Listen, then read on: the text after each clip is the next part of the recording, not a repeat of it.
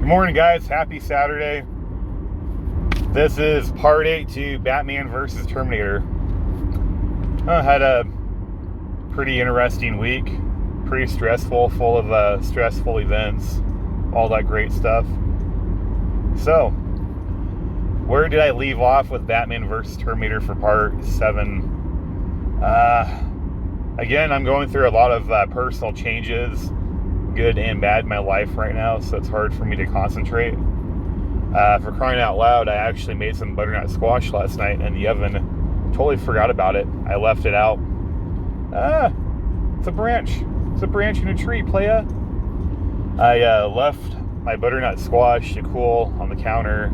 Totally forgot about it. Passed out, woke up, and it was still sitting there. And I was like, motherfucker, I just spent $2 on this butternut squash that I wasted. You know? So I was a little irritated with that. So, with part 8, I believe I left off with John Connor saving Batman in the trenches of this big giant battle between Terminators and humans. So, again, everything that I'm saying right now, I'm literally just making it up right now as I go along. Everything's open for change, so bear with me. Well, let's say that John Connor, he saves Batman and the rest of Batman's army at this point. Batman's army has diminished to maybe a dozen to 2 people left, including Batman's adopted daughter. That she actually calls herself Robin, because that's the mantle that she took over. And she's pretty interesting too.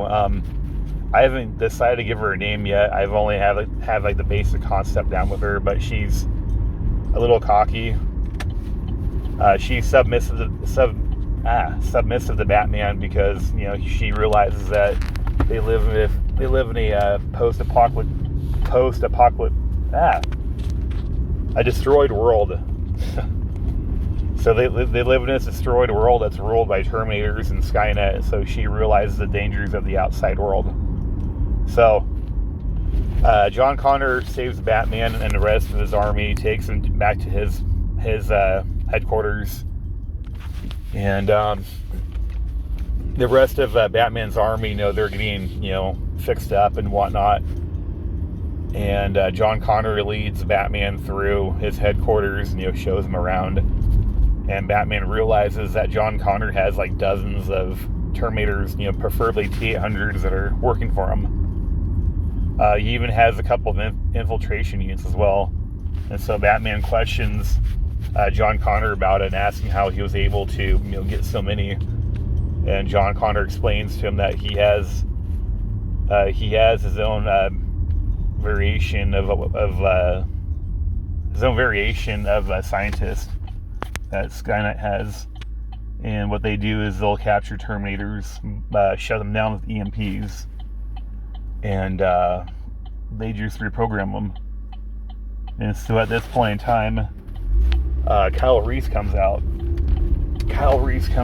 and introduces himself to Batman. And I thought this would have been kind of a cool concept, putting Kyle Reese into play. And John Connor shows Batman his, what's the place called? His hangar. Inside the hangar, they have a couple of HK tanks that they are currently fixing up because they, shut the units down by blowing them up and stuff and making them, forced shutdown. And John Connor's explaining to him that he's going to use these captured HK tanks and the HKs that he, captured, including the Super HK that Batman took with him, to be a last battle with Skynet to infiltrate and destroy Skynet once and for all. And Batman starts talking with John Connor, takes off his cowl, and tells him that his name is Bruce Wayne. He explains to him that he's sorry for any of this happening.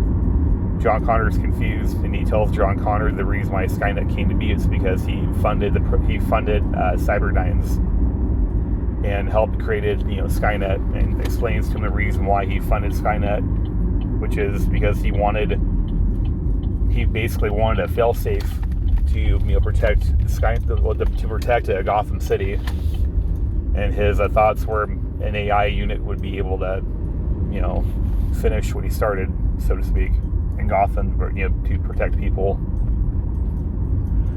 And then John Connor explains to him that wasn't his fault, that Bruce did what he thought was right. But what's important is that they're together now, and that they're going to come together to stop Skynet once and for all. So, I don't know where else to go with this storyline, I know this story, this part of the story I'm talking about right now, it's kind of half-assed. But I personally think that all this so far, it's pretty good. I like to think. And I think what Batman does, that Batman actually all right, so let's fast forward over to Skynet Central. Skynet Central, they have Skynet built itself a huge, like, techno-looking, badass-looking pyramid that's protected by T-800 units and HK tanks. So, with me, I added in that Skynet has a protective barrier that surrounds the property of its headquarters. It's like a plasma burial, like a plasma protectant shield that constantly surrounds it to prevent anybody from coming in. And what Batman did was that Batman was able to replicate the plasma shield, and he found out with the plasma shield, if he applies it to his people keep texting me, I apologize. But he found out that if he could apply it to his Batmobile, dude, shut the fuck up. So Batman applies his own version of the shield to the Batmobile / Batwing combination vehicle, and he finds out by doing this that actually he's actually to be able to camouflage the Batmobile, so essentially he can drive around Terminators and they wouldn't be able to see him. They can hear him coming, but they won't be able to see him because it deters the Terminators, and they don't really know what's going on. They can't see through the plasma shield, so all they see is just smoke and loud noises.